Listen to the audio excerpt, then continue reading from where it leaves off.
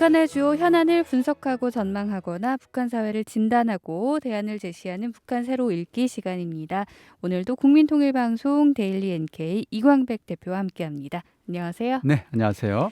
자, 코로나19 확진자가 한 명도 없다고 발표한 북한 당국, 국제기구에 코로나19 백신을 요청했었는데 상반기에 일부 백신을 받게 됐다고요? 네, 지난 1월이었죠. 예. 북한 당국이 국제기구와 유럽 일부 국가에 백신 지원을 요청을 했었습니다. 네. 국제 백신 프로젝트인 코백스가 그 요청을 받아들여서 지난 2월 3일 언론에 2021년 상반기에 백신을 이렇게 배분할 것이다. 네. 이 백신 배분 계획을 발표를 했습니다. 물론 잠정적입니다. 그런데 이 계획에 따르면 상반기까지 아스트라제네카 옥스퍼드 백신 그리고 화이자 바이온테크 백신 이것을 145개 나라에 약 3억 3,700만 회분을 전달하겠다. 이렇게 발표를 했습니다. 예. 구체적으로는 아스트라제네카 옥스퍼드 백신이 상반기에 한 3억 3,600만 회분 공급을 하겠다는 거고요. 화이자 바이온테크 백신은 이제 1분기 중에 120만 회분을 각국에 전달할 것이다 이겁니다. 근데 이제 이번에 네. 그 공급하는 백신 가운데 나라 가운데 북한이 포함되어 있는 것이죠. 네, 자 그렇다면 북한 당국이 국제기구에게 받는 이 백신의 양은 얼마나 될까요? 네, 북한 당국이 올해 상반기까지 코백스를 통해서 공급받을 것으로 보이는 백신의 양은 약 네. 한 200만 회분인 것으로 알려졌습니다. 네. 참고로 한국 정부가 받을 것으로 보이는 양은 270여만 회분이 될 전망인데요. 북한 당국이 받게 될 백신은 인도 세룸 인스티튜트라는 회사에서 생산을 한 네. 아스트라제네카 옥스퍼드 백신입니다. 정확하게는 199만 2천 회분을 전달받을 것으로 보입니다. 예. 다만 이것은 최소량이에요. 만약에 더 늘어날 수도 있는 거죠? 제약사의 생산 능력이 조금 더 아까 인도 회사에서 이제 이거 생산한다고 그랬잖아요. 네. 인도에서 조금 더 많이 생산하면 더 많이 받을 수도 있습니다. 그래서 현재 예상되는 것은 최소 200만 회분 그리고 많으면 320만 회분까지도 네. 받을 가능성은 있습니다. 그렇군요. 사실 감이 잘 안 오는데 200만 회분이라고 하면 몇 네네. 명 정도 백신을 접종받을 수 있을까요? 네, 두 가지를 말씀드릴 수 있을 것 같아요. 예. 일단 코백스가 지금 상반기에 3억 3,700만 회분 공급한다고 했는데 네. 이것은 해당 국가 전체 인구의 3.3%입니다. 그렇게 그러니까 많지는 엄청나게 많은 양은 아니라고 네. 봐야 되는데 자, 아스트라제네카 옥스퍼드 백신 같은 경우는 한 사람당 2번 접종하게 돼 있습니다. 예. 그래서 200만 회분을 받게 된다면 딱 절반이죠. 100만 명이 접종받을 수 있게 되는 거고요. 만약에 320만 회분을 받게 된다. 네. 최대치로 그러면 한 160만 명이 접종받을 수 있는 분량입니다. 네. 자, 그렇다면 북한 당국의 백신을 배분하는 그 코백스라는 기관은 어떤 기관일까요? 네, 코백스는 지금 3개 단체가 지금 공동으로 결성한 프로젝트다 이렇게 보시면 될 것 같아요. 이제 네. 프로젝트라는 것은 엄밀히 말하면 어떤 기구라기보다는 그 각각의 기구들이 모여서 하려고 하는 사업이라고 이렇게 이해하시면 되겠습니다. 예. 지금 세계보건기구 그리고 세계 백신 면역 연합 네. 그리고 감염병 혁신 연합 이렇게 3개 단체가 공동으로 진행하는 프로젝트 네. 곧 사업입니다. 그래서 이 프로젝트는 무엇을 위한 프로젝트냐 하면 연내에 네. 최소 한 20억 회분 정도의 코로나 백신을 각국에 보급하는 것이 목표입니다. 북한 같은 경우는 네. 이게 이제 선진국이 제공한 돈으로 만들어지는 프로젝트예요. 근데 이 프로젝트에서 코백스에서 지금 이제 공급을 하겠다라고 한 대상은 지금 현재는 네. 92개입니다. 92개. 먼저 공급하기로 한 예. 나라 가운데 이 92개 저소득 국가 가운데 북한이 포함되어 있는 겁니다.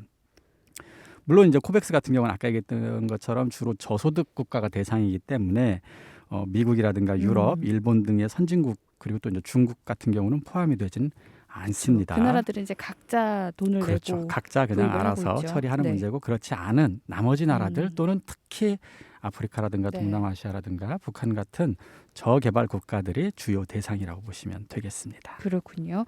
자, 일단 뭐 여러 나라에서 뭐 스스로 돈을 지불을 하든 아니면 이렇게 지원을 받든 백신 접종에 나서게 되는데 전 세계 코로나19 백신 접종은 언제쯤 끝이 나게 될까요? 네, 사실 이것은 네. 나라별로 너무너무 상황이 음. 지금 다릅니다. 백신 개발에 적극적이었던 선진국 같은 경우는 예. 이미 백신 접종을 작년부터 시작했어요. 그래서 백신 접종이 빠른 시간 내에 끝날 것으로 보이고요. 저소득 국가 같은 경우는 아직 백신 접종을 시작도 못하고 예. 있지 않습니까? 그렇죠. 그래서 시기가 언제쯤 끝날지 정확히 예측이 어려운 나라도 많습니다. 근데 어쨌든 지금 국제기구의 전망에 따르면 네. 2021년 올해 안에 끝날 수 있는 어. 나라는 대략 미국과 유럽의 주요 나라입니다. 특히 서구 유럽 중심으로. 그리고 2022년, 그러니까 내년이죠. 내년 중반기에는 대략 끝날 수 있을 것이다. 이렇게 예측되는 나라가 캐나다, 러시아, 호주, 한국, 일본 이렇게 네. 포함이 되어 있고요. 한국이 들어가 있네요. 네, 그리고 2022년 내년 중반기는 좀 어렵지만 내년 말까지는 끝낼 수 있을 것으로 예측되는 나라가 지금 중국이 들어가 예. 있습니다. 그리고 2023년이 돼야 끝나거나 아니면 그 이후로도 한참 몇 년이 더 걸릴 네. 것이다 이렇게 예측되는 나라가 아프리카의 대부분의 나라들, 그리고 동남아시아의 일부 가난한 나라들, 그리고 여기에 북한이 포함이 되어 있습니다. 그렇군요. 자, 네. 어쨌든 뭐 조금씩 시기는 다르지만 북한도 상반기 중이면 그래도 백신 접종이 시작이 될 수 있을 걸로 보이는데 백신 접종을 위해서 무엇을 준비해야 할까요? 일단 네. 보건당국은 예. 가장 중요한 것은 백신 접종 계획을 세워야 한다는 겁니다. 이제 북한도 계획이요. 예. 올 상반기부터 백신을 시작해야 되기 때문에 그 전에 백신 계획을 세워야 된다는 건데, 예를 들어서 백신을 확보할 수 있는 일정들을 지금 파악을 해야 되겠죠. 네. 올 상반기에 몇 회분, 하반기에 몇 회분, 또 내년에 몇 회분 이렇게 백신 확보 일정에 맞추어서 네. 백신 접종 대상을 정해야 됩니다. 그러니까 누가 누구부터 맞을지. 맞아야 될 예. 것인지 대상을 정해야 되고요. 그 각 대상들에게 몇 월 달에 맞힐 것인지 시기를 정해야 되겠죠. 이제 크게 굵직하게 네. 이런 내용들을 중심으로 지금 접종 계획을 세우는 것이 중요합니다. 예를 들어서 이제 한국 같은 경우는 그렇습니다. 지난 1월 28일, 1월 말에 예. 보건당국이 코로나19 예방접종 계획을 발표를 했습니다. 이 계획에 따르면 1차 접종은 2월에서 3월 중에 시행한다. 그리고 2차 접종은 4월에서 5월 중에 할 거다 하고 이미 대상자를 다 확정을 한 상태입니다. 어떤 대상자였죠? 예를 들어서 요양병원, 요양시설에 만 65세 미만 입원자들, 또 네. 거기에 종사하는 사람들은 1차 접종을 26일부터 시작한다. 이런 식으로 해놓은 거예요. 요양병원을 좀 우선시 했군요. 그렇죠. 그래서 집단 감염에 이제 좀 취약한 곳들, 그리고 또 감염 시 사망률이 높은 네. 아까 얘기했던 요양병원, 요양시설 및 정신요양, 재활시설의 네. 65세 미만 입원 대상자들, 이게 어. 거기에 이제 일하는 사람들까지 하면 그렇군요. 27만 2천 명, 예. 매우 구체적으로 숫자가 나와 있습니다. 네. 이 사람들은 아스트라제네카 백신 접종을 이미 시작을 하고 2, 3월 중에 끝낼 것이다. 이렇게 얘기를 네. 하는 것이죠. 연령대도 65세 미만으로 특정을 그렇죠. 했네요. 네. 65세 이상은 백신에 부작용이 있을 수 그렇죠. 있기 때문에 이번 1차 네. 대상에서는 약간 뒤로 밀리는 것이죠. 그리고 이제 그 다음에 위험이 높은 의료기관 종사자가 있습니다. 네. 그런 시설 말고 일반 병원 같은 경우에서 그 백신 감염자를 주로 검진하거나 치료해야 되는 이런 고위험 의료기관 종사자 같은 경우는 3월 8일부터 접종을 하겠다. 예. 이렇게 해서 여기에 포함되는 사람의 숫자는 총 35만 4,039명 이렇게 정확하게 백신 접종 대상자를 확정을 해놨습니다. 네. 이 작업을 북한은 지금 해야 된다는 겁니다. 그래서 예를 들어서 그러네요. 지금 100만 명 분이 들어온다면 그렇죠. 그 100만 명을 언제쯤 접종할 것이고 접종 순서와 대상은 누군지를 지금쯤은 확정을 해야 된다는 거죠. 그래야겠네요. 네. 자, 그렇다면 실제 접종에 필요한 준비 사항도 좀 있을 것 같아요. 어떤 것들이 필요할까요? 일단 계획이 네. 짜지면 예. 그거에 맞추어서 전국 각 도 시군별로 예방 접종 기관을 정해야 될 겁니다. 어디서 주사를 그렇죠. 맞을지. 어디서 주사를 맞게 예. 할 거냐. 그리고 그것을 지원할 구체적으로 접종을 하게 될 필요한 인력도 지금 확정을 해야 될 겁니다. 그렇지 그래야겠네요. 않으면 이거 준비가 네. 안 되면 안 될 겁니다. 우왕좌왕하게 되면 큰일이 나죠. 또. 그렇습니다. 그래서 참고로 예. 일단 한국 같은 경우 중요하게는 백신 접종 전문 기관과 병원을 지정하는 게 먼저인데 네. 예를 들어서 한 2개 도시 정도의 사례를 좀 말씀드릴게요. 일단 한국의 서울시 같은 경우는 예. 관악구민종합체육센터 이게 큰 체육시설이죠. 네. 그리고 은평문화예술회관 이렇게 이제 예술시설 같은 거 25개 그 각 지방 그 기관별로 최소 한 곳 이상씩 전체 30곳의 예방 접종 기관을 설치해서 운영하기로 했습니다. 네. 그리고 50만 명이 넘는 자치구에서는 이런 곳을 2곳 설치한다는 거고요. 그러니까 한 3, 40만 명에 한 개 정도는 그러네요. 이렇게 전문 접종 기관을 대형으로 운영한다는 겁니다. 그리고 또 그런 시설이 아니라 좀 더 가까운 곳에서 집 근처에서 맞아야 될 사람도 있을 수 있잖아요. 네. 노인분들이 다 그 시설에 가기 그렇죠. 어렵거든요. 이런 사람들을 위해서 집에서 가까운 의료기관에서도 접종할 수 있도록 국가예방접종 경험이 있는 위탁 의료기관 3,500곳을 선정을 네. 했습니다. 서울시에서만. 네. 그렇다면 평양에서도 만약에 해야 된다면 이 비슷한 방식으로 그러네요. 시설을 지정할 수 예. 있겠죠.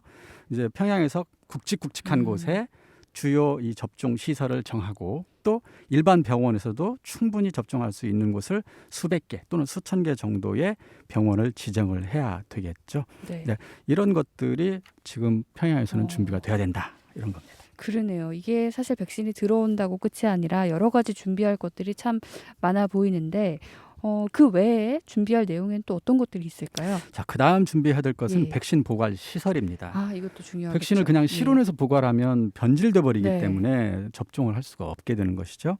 근데 다행히 이번에 북한에 배분되게 될 아스트라제네카 백신 같은 경우는 보관 적정 온도가 2도에서 8도 정도 네. 됩니다. 섭씨. 어, 그래서 일반 냉장고로도 보관이 가능해요. 네, 그러니까 화이자 이것은 같은 경우는 좀 그렇죠. 화이자 같은 경우는 힘들었는데. 이거보다 훨씬 더 낮은 온도에서 보관하지 않으면 변질되기 그렇죠. 때문에 네. 일반 냉장고가 아니라 의료용 아. 특수 냉장고를 써야 되는데 네, 그나마 다행이네요. 그렇죠. 북한은 네. 그나마 다행입니다. 그래서 전국의 주요 접종 기관 그리고 병원에 시급히 이 냉장 시설을 준비해야 되는데 북한에는 문제가 있습니다. 아, 그러네요. 각 병원과 시설에 예. 과연 냉장 시설이 있는지 없다면 그냥 일반 냉장고라도 그러면 네. 규모에 맞게 지금 배치를 해야 되고 또 하나는 전력 공급 대책이 없으면 이 그러네요. 냉장고가 정상 가동 예. 안 될 수도 있어요. 북한 같은 경우는 전기가 안정적으로 네. 공급되지 못하기 때문에 그래서 이걸 어떻게 할 것이냐. 지금 그렇습니다. 북한 당국은 이 문제도 굉장히 중요한 대책을 아, 세워야 될 참, 겁니다. 그렇습니다. 이 전기 같은 경우도 최근에 네. 뭐 막 끊기고 이런 그렇죠. 뉴스들이 많이 들렸잖아요. 그렇죠. 그래서 네. 이거 같은 경우는 끊기면 음, 그 귀한 백신이 다 그러니까요. 변질될 수 있기 때문에 네. 이걸 안 끊기게 전력 공급할 대책을 시급히 세워야 될 거고요.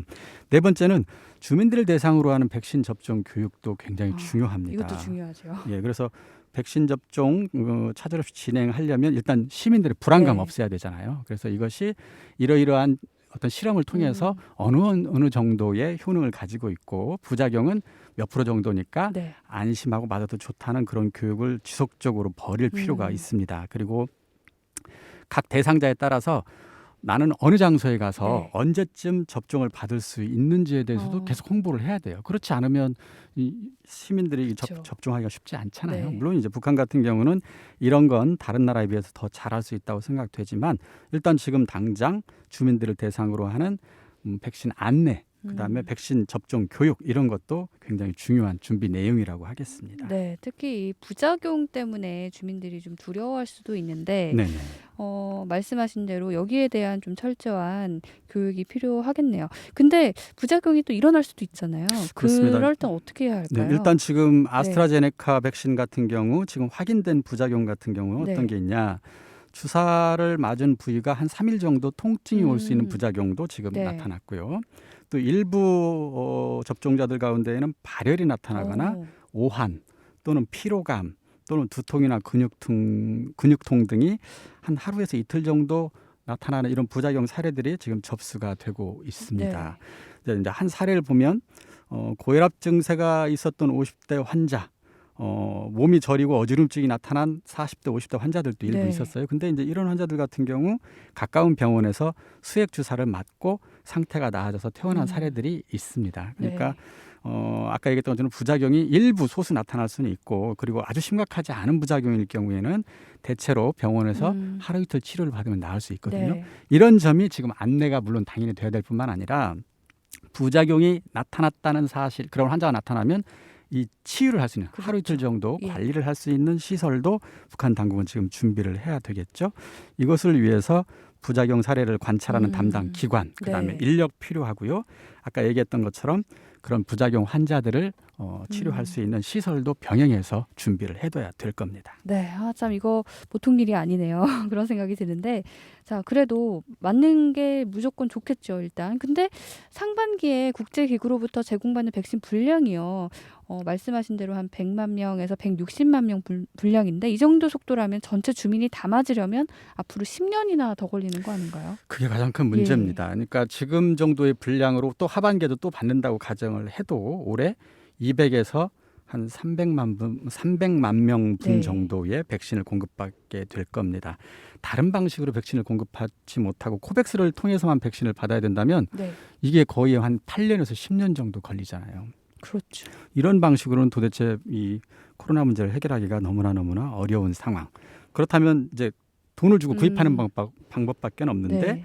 그러려면 약 2억 달러의 비용이 필요합니다. 아, 북한 당국이 과연 네. 그만한 비용을 지금 음. 갖고 있는 것인지 코로나로 무역 중단됐고 경제 제재를 지금 받고 있잖아요. 그래서 현실적으로 그 방법이 아니면 자체로 백신을 개발해야 네. 되는데 그것도 2, 3년 개발한다 하더라도 그렇죠. 2, 3년이 네. 걸립니다.